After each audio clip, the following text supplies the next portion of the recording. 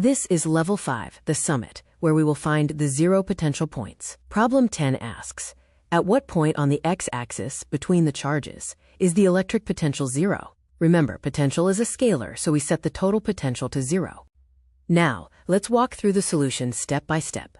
To find the point where the total electric potential is 0, we use the principle of superposition. This just means that the total potential at any point is simply the sum of the potentials created by each individual charge. Step 1. Setting the condition.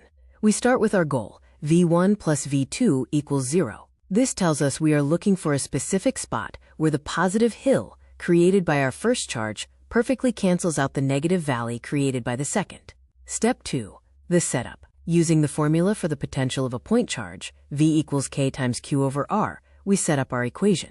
We use x for the distance from the first charge, and 3.0 minus x for the distance from the second, since they are 3 meters apart. Step 3. Simplifying the math. Notice that the constant K appears on both sides, so we can cancel it out to make the math cleaner. We then move the negative term to the other side of the equal sign.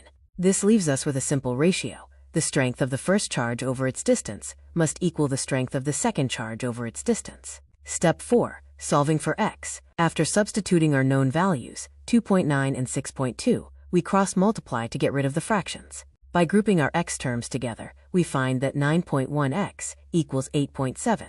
Step 5. The final result.